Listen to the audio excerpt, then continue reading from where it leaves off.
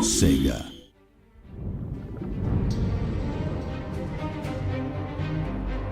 Welcome back, COH2 fans. This is Peter Kamsia, balance designer at Relic Entertainment, and today we're going to preview the upcoming March deployment.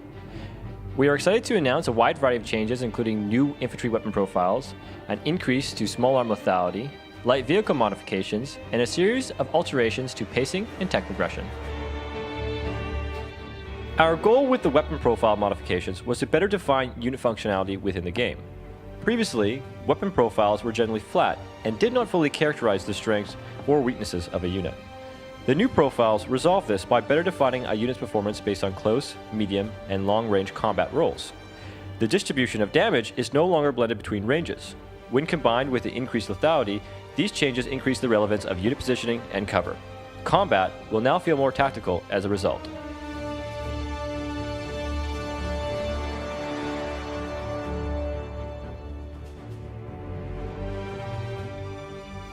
These changes will greatly impact the task decisions you make on the battlefield. Taking advantage of cover and individual unit placement has become key to being a successful commander.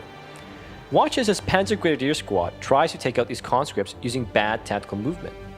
The lack of cover, combined with a high damage output of the conscripts, makes quick work of the Panzer Grenadiers. In this next example, the Panzer Grenadiers use cover to protect their approach, enabling them to close in while taking minimal casualties.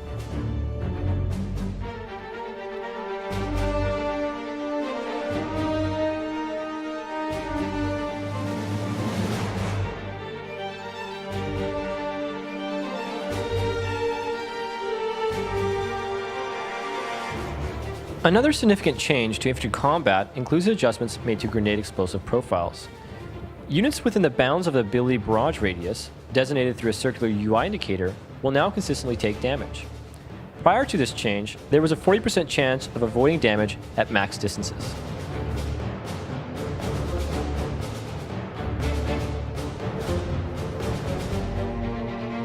Light vehicles have received a number of substantial changes to better fit them within the early game and to further maintain their role into the mid and late game. For example, the improvements to vehicle pathing have resulted in increased responsiveness, enhancing their capacity to maneuver through the heat of battle. Additionally, all light vehicles have seen their costs adjusted so that they are heavier manpower investments. This reduces the impact light vehicles have on a player's tech progression, but does so at the cost of field presence. Overall, these changes are designed to open up the number of viable strategies available to players, encouraging the use of infantry and light vehicle combined arms. The changes to pacing and tech progression are geared towards slowing down the introduction of medium and heavy vehicles. By extending the early game, a larger window of opportunity to field infantry and light vehicles is created. Additionally, this reduces pressure on players to respond to a quickly approaching armored threat, opening up a greater diversity of strategies in the early game. The March deployment will have a fairly significant impact on the tactics and strategies relevant to multiplayer. We would like to stress that players will need to adapt to these changes in order to remain successful on the battlefield.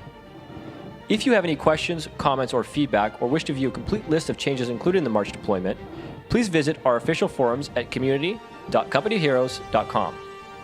The deployment will be available on March 25th. Thanks for watching, and we hope to see you online.